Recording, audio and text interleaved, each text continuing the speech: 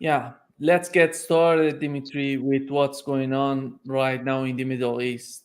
How do you find the Russia's policy right now in the Middle East? How do they see the changes that are happening? I don't know. I think that Russia doesn't really have any immediate involvement with the fiasco that is unfolding in Israel. I think that what Russia wants to do is keep good relations with its partners and to distance itself from Israel as much as possible and just not really be involved. Um, I think that everything that Russia does now is going to be filtered through other countries that are in the region. Russia is not part of the Middle East, so there's no real reason for Russia to be directly involved given that it has partners in the region. And so I haven't really heard anything except we're watching what's happening, and there's no real official stance that Russia is taking on what's going on there at the moment, except for urging for moderation and peace and the usual sort of language to that effect. So I don't know that that's a really large subject for us to explore. I think that there's a lot going on in the region that doesn't involve Russia, which is far more interesting. Dimitri, can you do something with your voice? I don't know if you're using your AirPods, and can you just Yeah, remove them and use your cell phone directly? I could, but it's probably going to be even worse because the software isn't very good. Because people are talking about Okay, your can you voice. still hear me? Yeah, I can. Yeah, Okay, this is it's full better. volume. It's better. Just a little Oh, bit speak it's up. Yeah. And okay. Uh, yeah, this software isn't very good with sound, I find. All right. So anyway, let's go on. yeah. And the other thing that was Shoigu's recent trip to Iran, recent visit to Iran, what does it mean in your opinion when it comes to the relationship between Iran and Russia? There are a lot of issues for them to discuss in terms of military cooperation, and that's all top secret, and they are not going to tell me about it. But both sides looked happy as a result of that, and what they said is that there's a large number of issues for them to sort through, and that cooperation between Iran and Russia is growing by leaps and bounds. So is bilateral trade between the two countries. Everything is going swimmingly, and so there's beyond that there's nothing to report. Everything else is hearsay, innuendo, and unspecified anonymous sources, which I don't use. Yeah. How about the relationship between Russia and Israel? How do you find it right now? How is there any sort of direct communications, or because of the conflict in Ukraine is not that good? I don't think Russia is going to be bothering with Israel too much. I don't think Israel has legs beyond the next few years, perhaps. Right now, it's trying to enlarge the conflict in the hopes of drawing in the Americans. Now, why would the Russians want to have anything to do with any of that? That they're if the Russians are doing anything, they're preparing for an influx of Russian Jews, which will happen as Israel disintegrates. But that doesn't really have to do with international relations per se, although it does have to do with getting the details of a humanitarian mission in place. But it's not quite that time yet, and I haven't heard anything to that extent. Israel is losing population. Some of those people are going back to Russia, but it's not a flood yet. Israel has to lose a major military conflict before before the people in Israel really decide that perhaps it's time to decamp and go home. And when it comes to Israel, in your opinion, Do you see any sort of strategy on the part of the Biden administration, the way that they're trying to convince Iran not to attack Israel? And it, do they have any sort of solution in their mind, in your opinion? There is no Biden administration because there is no Biden.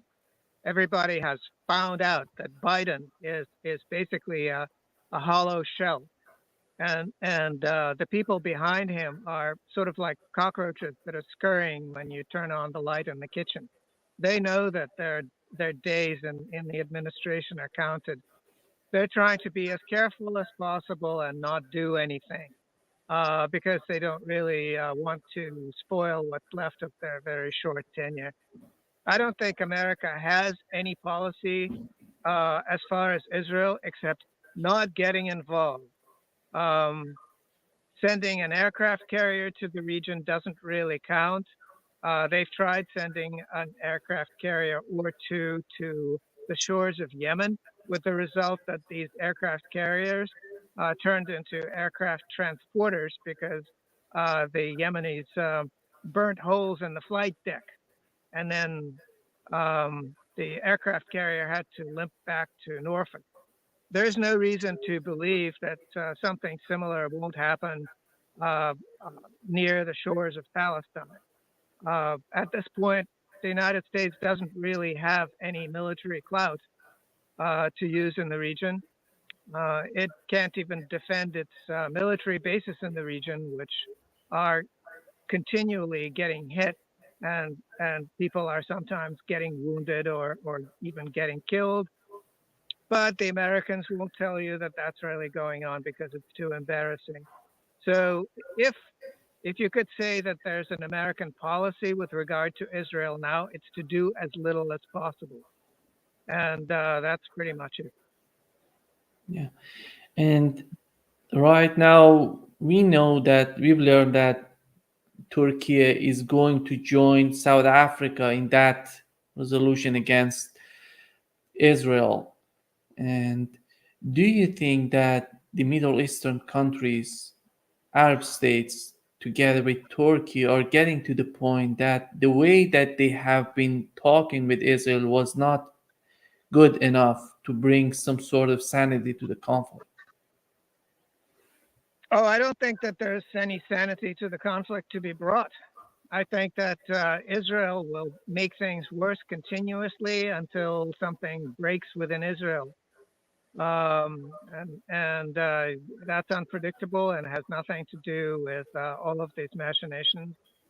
As far as Turkey going on jumping on the bandwagon, if you will, in sanctioning Israel, what good has it done so far? Sanctioning Israel, has it done any good at all? Has it changed Israel's behavior? No, it hasn't. So this is really just um, some kind of political grandstanding on the part of all these countries, pretending that what they're doing actually makes any difference. It doesn't make any difference. The only thing that will make any difference is Israel getting militarily defeated. I don't know if you saw the Israeli media, they're talking about raping being part of torturing Palestinians, Gazans. And do we know what's wrong right now with the society in Israel? In that channel, in channel 12, if I'm not mistaken, the polls show they conducted a poll that shows majority just in favor of raping people, that they're calling them terrorists, but we know at the end of the day they're talking about Gazans. But when it's unbelievable what's happening right now to the society in Israel. What's your understanding of this type of behavior? The majority of Israelis are supporting the genocide in Gaza, and right now they're supporting raping people. Well, it's deep psychosis. It's a society that is at an end, except that they can't realize that they're at an end. They can't tell themselves that. They can't tell each other that. And so they do what psychotic people do, which is lose touch with reality, and all kinds of horrible notions come to the forefront. They're not just torturing the Palestinians, they're torturing each other. And they'll continue doing that until lots of the reasonable people decide that it's time to leave the country. And there will be a core of maniacs left who will actually have to be killed. And we know that Russia and China recently they did a lot of activities to help the tensions, to bring down the tension in the Middle East, but it doesn't seem that any of these countries have any sort of influence on Israel but the United States. The United States is the major has a major role when it comes to Israel. And the other point would be if the United States is looking for some sort of hegemony or some sort of dominance in that region, is the situation with Israel helping them, or is worsening the situation, the position of the United States in the Middle East? Well, the United States is another mental patient. The United States cannot possibly um, admit that its reign of terror over the entire planet is now over, that it cannot continue to dominate um, the entire planet. It has dwindling influence on the Middle East. Its involvement in Yemen has shown that it is militarily absolutely impotent in terms of keeping the sea lanes under control. Its next involvement, I suppose, in defense of Israel will put paid to the notion that it has a functional navy that can project power. It is not even bothering with any sort of uh, land warfare anywhere. It still has these military bases all over the place, but those military bases are turning out to be hostages because they can't bring themselves to repatriate them and liquidate them, and they can't defend them where they are. So I think that these are basically two countries that are seeing their military careers come to an end rather suddenly, and they're both delusional in thinking that they can perpetuate them a little bit longer or for as long as they want, whereas that is no longer the case. And the other thing, Dimitri, would be this policy of assassinating people, the leaders of Hamas, political leader and military leader. But how, in your opinion, why the government in Israel would decide to go that way? How they're going to benefit from this type of activities?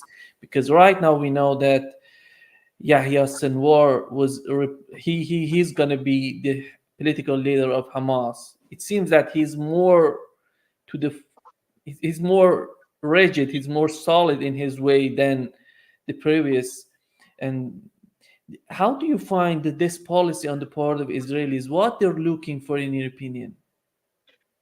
Both the Americans and the Israelis are rather keen on political assassination. It's in their toolkit of strategies. The Americans just love killing people. They'll even shoot their own presidents if they feel like it. Um, and so this is the pattern that they think that they'll behead a certain organization and the organization will die. And all that happens is a more reasonable person in charge of that organization is swiftly replaced with a less reasonable person who is less likely to engage in any kind of productive diplomacy and more likely to use brute force. And the other thing is that this opens the doors to revenge killing, not necessarily against politicians in Israel, but against whoever uh, is seen as a subject worthy of revenge. Um, so this is a very bad strategy, but it's a strategy I think born of desperation. How long has this Gaza operation was supposed to go on, and how long has it go on? It was supposed to be over in a couple of weeks, It's now over half a year. It'll soon be a year that it's been ongoing. It's a complete and total fiasco. The losses of both life and limb and armor on the Israeli side are astounding. And this talk of a mighty Israeli army that can defeat all of its neighbors at once is just at this point ridiculous. So political assassination is the last tool in their toolkit that they can still reliably use, and that's why they did it. Yeah. And the other thing would be the Arab states and how they have reacted to the these tensions between Iran and Israel, which was because of the assassination of Ismail Haniyeh in Iran. In your opinion, he was a Sunni Muslim. In Iran, is Shia, and it's unbelievable right now. How do they find it? In your opinion, how did you find the reaction coming out of the Arab states like Saudi Arabia, UAE? I really haven't paid attention to it, but I think that this is just one person as far as they're concerned, and it doesn't necessarily make any difference. what what sets uh, what sets Iran aside is that they killed an Iranian guest. Now, killing your guest is an unspeakable thing to do. It's a great dishonor, and that is the reason that the Iranians have to take revenge against Israel, not because of who that person was, but because of how he was killed and on whose turf, on whose territory he was killed. And it seems that Saudi Arabia, despite all of the pressures coming from the United States, they have decided to they have condemned this assassination in Iran. It's against the sovereignty of Iran. Do you think that all of these things that are happening right now, Saudi Arabia being part of BRICS, and right now with all of these conflicts in the Middle East even worsening, it seems that Shia Sunni all together right now because of the escalations that are happening right now in Middle East, considering Gaza. How do you see Saudi Arabia foreign policy in the future, in the near future? I'm not talking about, are they getting more distance from the United States and its policies in the Middle East, or they're going to keep with the United States as long as they're not so much attached to BRICS? I think it all has to do with where their money is coming from and where their sovereign wealth is invested. It, that is all that matters to Saudi Arabia. Uh, it still has a lot of money invested in the U.S. and in dollar-denominated securities. It doesn't really want to wreck itself financially if it doesn't have to. And you know what you're really what you're really talking about is two different things: money and morality. And as far as these Gulf states and Saudi Arabia, especially, these two subjects tend to be rather compartmentalized. So the United States the Saudi Arabia can continue doing business with the United States as long as that's profitable, no matter what's happening in Palestine, no matter what Israel is doing. Yeah. And Dimitri, it seems that right now we are having a new waves of attacks in between Russia and Ukraine. How do you find, especially in the Kursk region, and how do you see the battlefield right now between Russia and Ukraine, and why did Ukrainian need to do this, in your opinion? Well, the Ukraine, as the country, has 3 days to go. On August 11th, it turns into a pumpkin because the last vestige of Ukrainian federal statehood, which is the parliament, the Verkhovna Rada, basically ceases to be in authority. It didn't stand for election, and the terms of of the representatives expire on August 11th. After August 11th, the Ukraine ceases to exist as a sovereign federal entity. The other thing is that it's failing on all fronts at the same time. The efforts to to get people into the army are failing. There are lots of attacks on the people who are trying to recruit or whatever the word is, for grabbing people off the street and stuffing them into uniform and giving them a gun and sending them to die almost immediately. The Ukrainians finally broke through this wall of propaganda that they've been subjected to, and are realizing that they're just lambs to the slaughter, that the Americans just want them to die in order to sell some more weapons. And they have some issues with that plan, to put it mildly. The front is crumbling everywhere. So what do you do in that situation if you're a homicidal maniac? Well, you send some more people to die to make a big splash, let's say. What if you have a huge front that's 1,000 kilometers long, and it's falling apart every day a little bit because the Russians are not in a hurry? Well, you widen the front, and that's what the Ukrainians did. So they invaded the Kursk region. They planned to penetrate some tens of kilometers and secure some regional cities. They penetrated maybe 5 kilometers and bled and lost all of their equipment. And now they're stuck in a situation where a lot of them are wounded, a lot of them are dead, and they have to do a troop rotation, but they can't possibly do that, and so they're stuck. They're just in the next few days they're going to get slaughtered. And this is rather similar to what Kaiser Wilhelm of Germany did at the end of World War I. He sent his troops to go and try to grab Paris, and that was at the very end of World War I. And weeks later, Germany had to capitulate.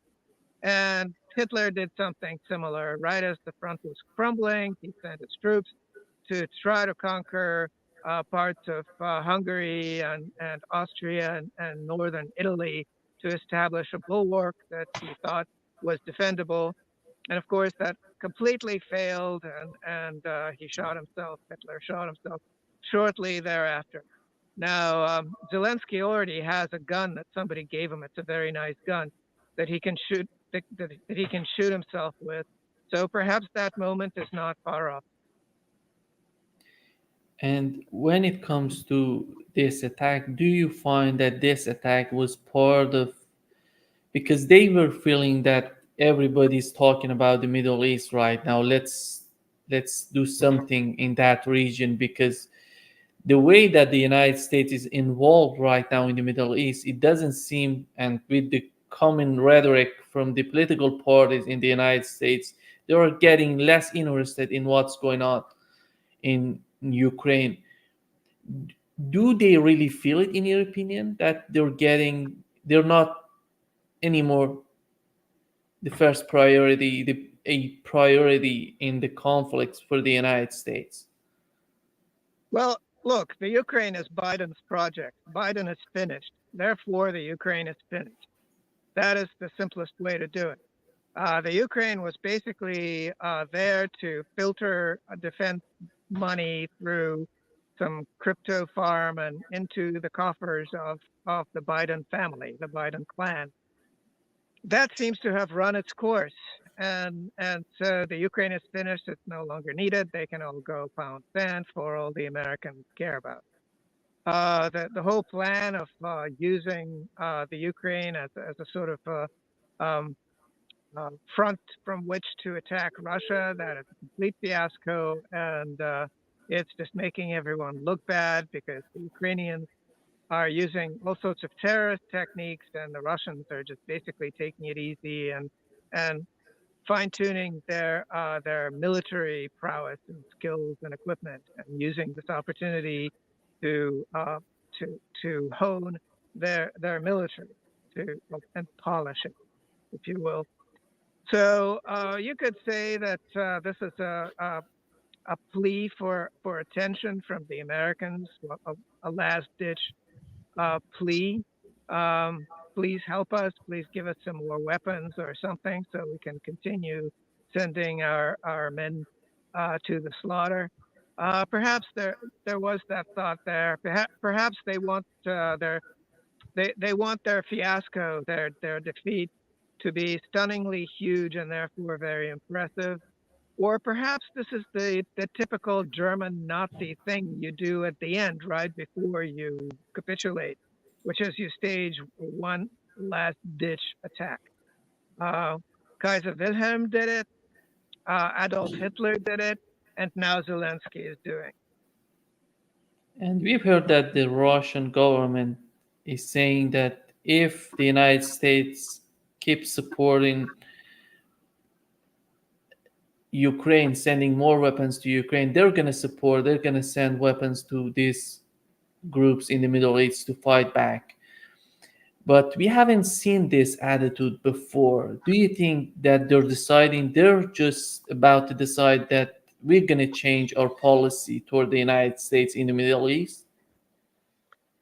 I don't think it has to do with the Middle East specifically. I think it has to do with just about everywhere in the world where the local people have an issue with the Americans or with their European Union proxies. These people will be furnished with Russia's latest weapons. And some of that seems to have already happened. For instance, the Houthis, our friends, the Houthis in Yemen, uh, seem to have found some hypersonic weapons or developed them somewhere. Now, keeping in mind that there are only 4 countries in the world that have developed hypersonic weapon technology, which is Russia, China with Russia's help, North Korea, and and and uh, and Iran. Suddenly, the Yemenis have hypersonic weapon technology, which the Americans have lots of trouble getting off the ground. They have this Dark Eagle technology. They tested a few versions of that. The first one failed to detach from the plane. The second detached from the plane, but the engine didn't start, so it just fell to earth. The third time, the engine started, but it didn't go hypersonic. And then they decided to uh, stop testing this thing, and all of their tests since then have been virtual inside a computer, but successful. So this is the United States. And then on the other hand, the Yemenis suddenly have hypersonic weapons technology, which is very, very interesting. So we should expect wherever the Americans try to assert their authority, the other side will come equipped with very good, modern, up-to-date weapons that the Americans don't have. Yeah.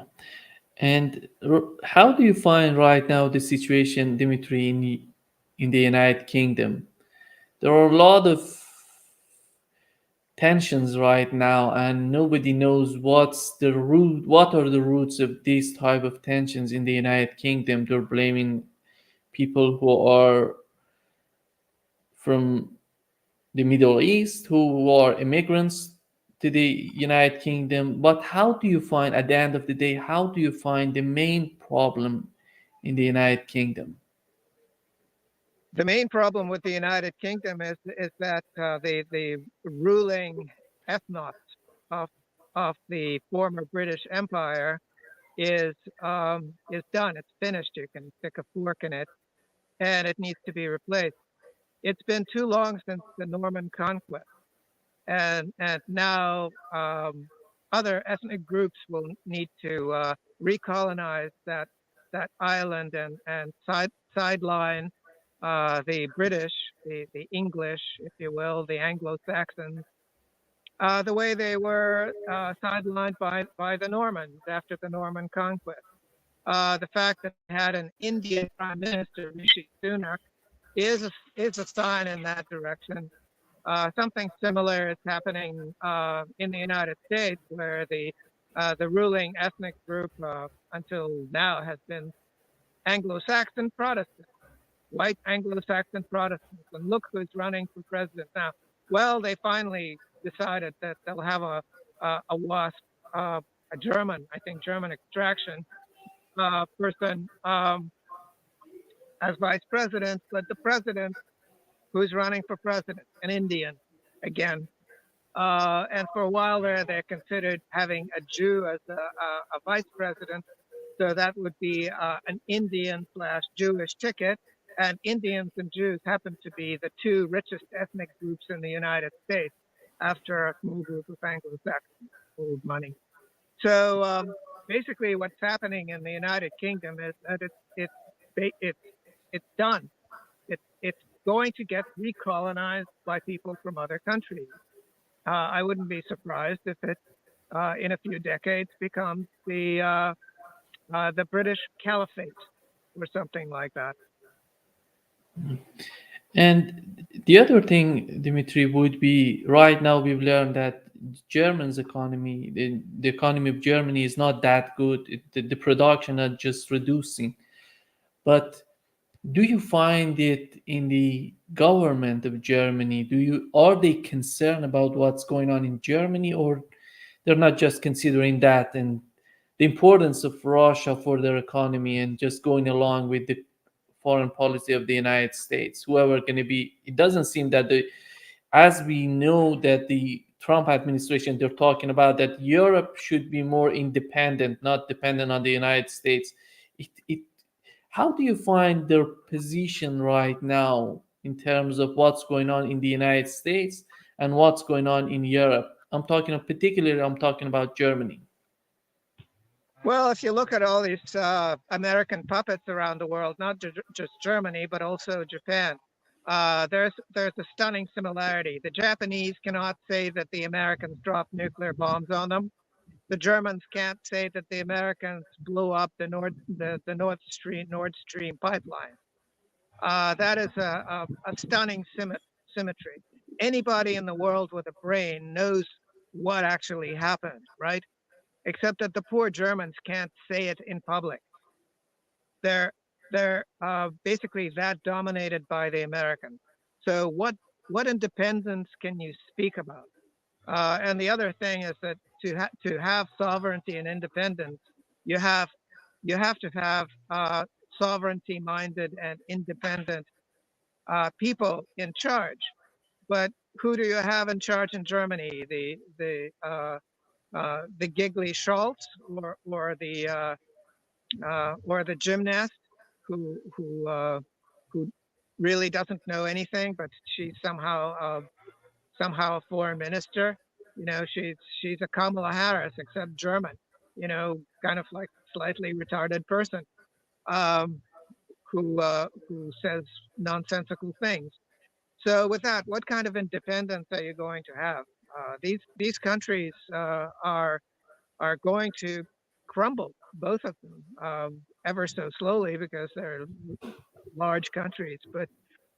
But the business people in Germany are in absolute horror over what's happening, and Scholz went to China, and all of these German business types tagged along because all they want to do is get their business out of Germany.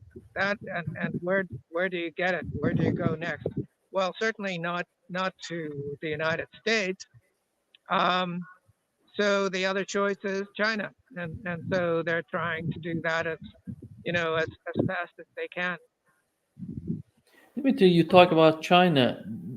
Do you know, can we understand what would be the China's policy in terms of Middle East and what's going on right now? They didn't talk about it in the way that we we expected. We may say that.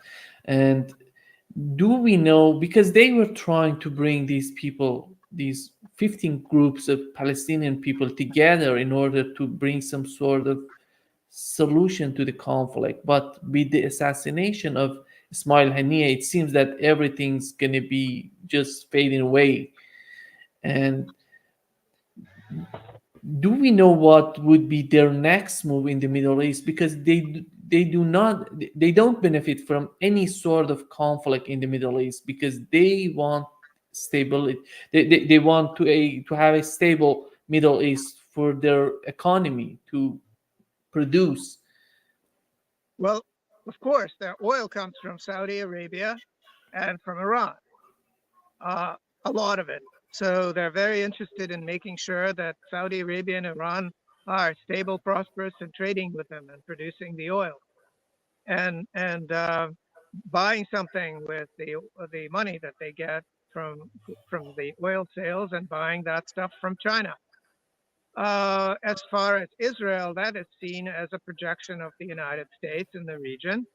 And of course, China doesn't like having projections of the United States anywhere, especially in the Middle East. Seeing as the United States has announced that China is its main enemy, ridiculous as that may seem.